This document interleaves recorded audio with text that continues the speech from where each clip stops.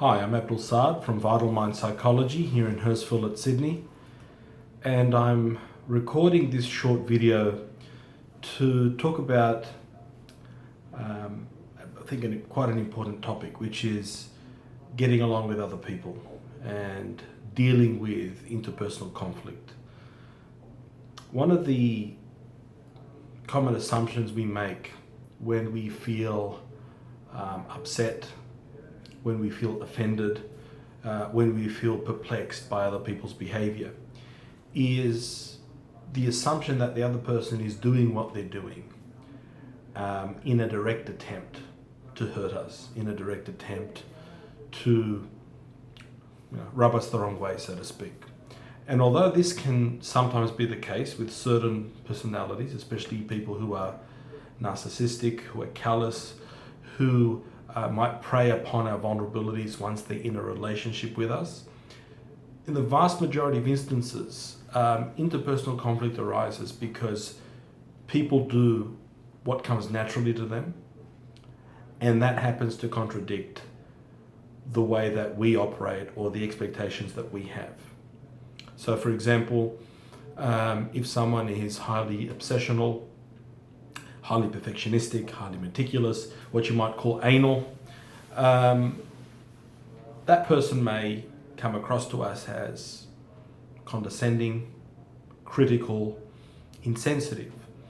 And all those things may be true, but the key thing is the attribution we make about their behavior. If we assume that that person is intentionally directing this behavior toward us in order to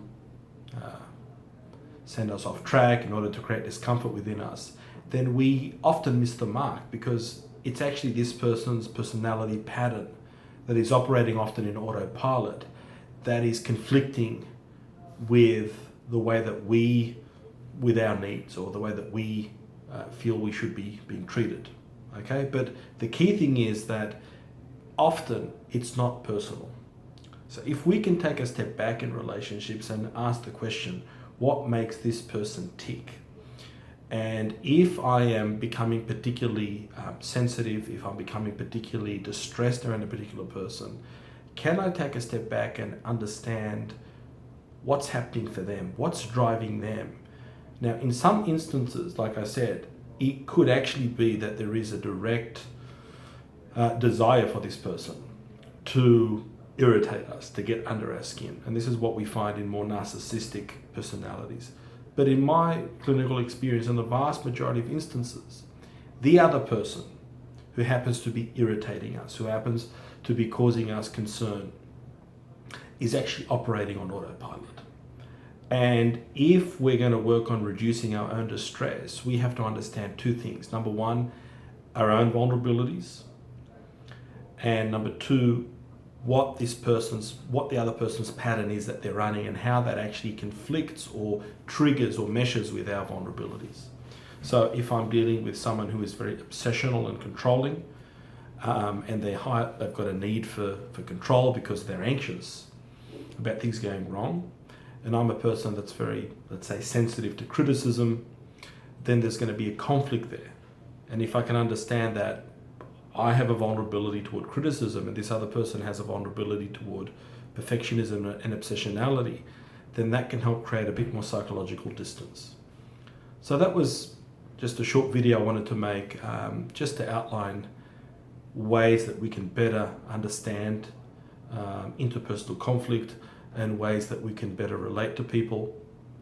In an upcoming video, I will talk more about the personality types that are more likely to want to directly cause us psychological and interpersonal harm, and these are the narcissistic personalities. But this video has been focused on your non-narcissistic garden variety sort of person, who we may find ourselves feeling distress around them, and if we can take a step back, sometimes understanding what's happening for them, what's happening for us, can be a very powerful way to reduce that distress and to allow us to adaptively work with that person and try and understand where they're coming from without taking things very personally.